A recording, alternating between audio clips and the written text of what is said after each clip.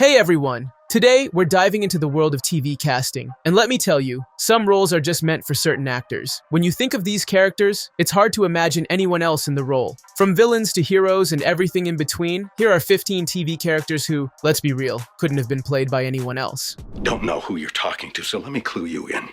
I am not in danger, Skylar. I am the danger. Alright, let's start strong with Walter White. When you think of Breaking Bad, you think of Bryan Cranston. The man transformed from the dorky dad in Malcolm in the Middle to the menacing drug kingpin we all love to hate. No one else could have pulled off Walter White's complex transformation from a mild-mannered chemistry teacher to the ruthless Heisenberg. You're goddamn right. Cranston nailed the character's descent into darkness like no one else could. He was meant for this role. No, God! No, God, please, no! No! No! Michael Scott is probably one of the most iconic sitcom characters of all time. While Ricky Gervais created the character of David Brent in the UK version, Steve Carell took it to a whole new level with his portrayal of Michael Scott. Carell's blend of cringe-worthy awkwardness and warmth made Michael someone we could laugh at, but also feel for. Without Carell, Michael would have just been a mean-spirited boss, but he made him someone you couldn't help but love, even if he was kind of terrible at his job.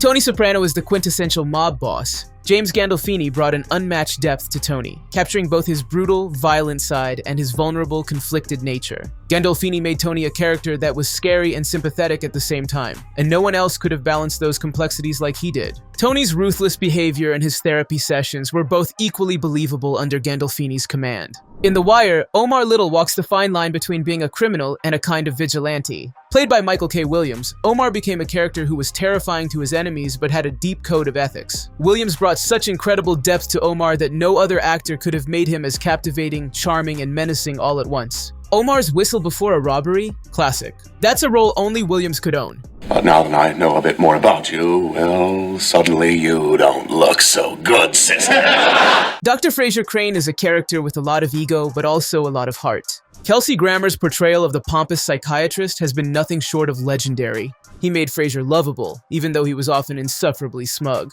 Grammer brought a perfect balance of humor, pathos, and sophistication to the role. You can't imagine anyone else as Frasier. He made it his own. Selena Meyer in Veep is a political disaster, but Julia Louis-Dreyfus makes her endlessly entertaining.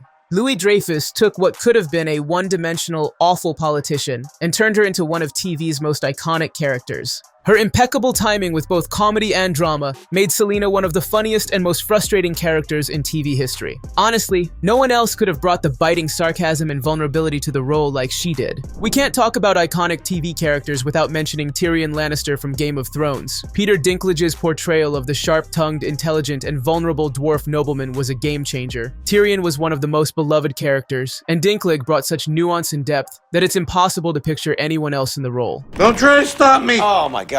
Oh, so he's alive. Lost all my money at a Ponzi scheme, Charlie. I'm broke. Danny DeVito's arrival on It's Always Sunny in Philadelphia was the best thing to ever happen to the show. His portrayal of the morally corrupt and absolutely absurd Frank Reynolds is a big reason why the show became a cult classic. Frank is vile, hilarious, and completely over the top, and no one else could have played him with the same energy that DeVito brought to the role.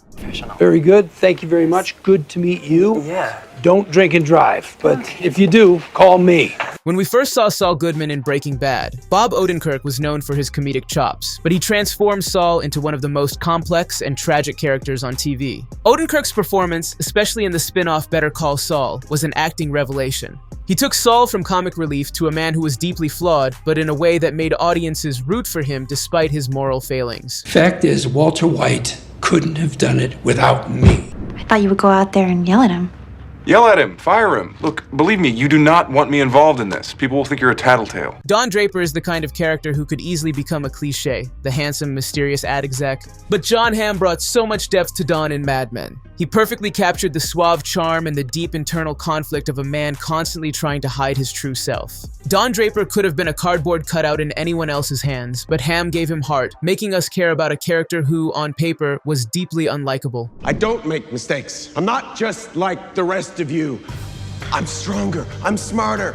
I am better. The portrayal of Homelander in The Boys by Anthony Starr is terrifying in the best way possible. Starr plays a superhero who is so charming on the outside, but deeply sociopathic underneath. He's the perfect example of someone who seems good on the surface, but you just know something is deeply wrong. Starr's ability to switch from the friendly, clean-cut hero to a terrifying monster makes him unforgettable in this role. Oh, hi. You really like my table, don't you? I was just, Getting to know my daughter.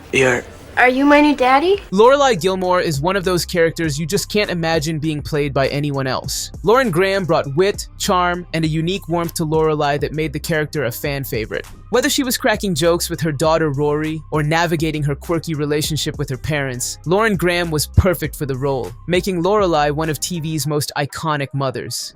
Get back to work. I don't need you people telling me what to do. You're not my babysitter anymore. Norman Reedus is Daryl Dixon in The Walking Dead, no questions asked. Daryl started off as a character created just for Reedus, but he quickly became a fan favorite.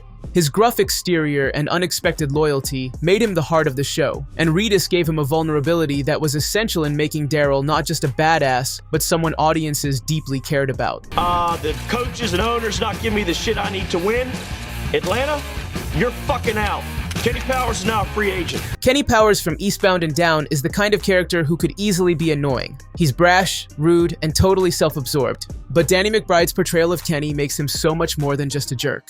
McBride brought vulnerability to Kenny, making him relatable despite all his flaws. He completely owned this role, and it's hard to imagine anyone else pulling it off as well as McBride. And last but not least, there is a fleet of limos outside waiting to take us to a strip club! Barney Stinson is the ultimate ladies' man in How I Met Your Mother, and no one played him better than Neil Patrick Harris. The charm, the swagger, and the sheer ridiculousness of the character would be impossible for anyone else to pull off as effortlessly as NPH. He took a character that could have been one-dimensional and made him a key part of the show's heart and humor.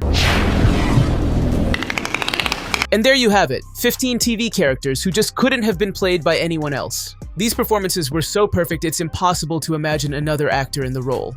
What do you think? Are there any other characters you think are equally irreplaceable? Let me know in the comments below. If you enjoyed this list, don't forget to hit that like button and subscribe for more TV breakdowns and lists. Catch you in the next one.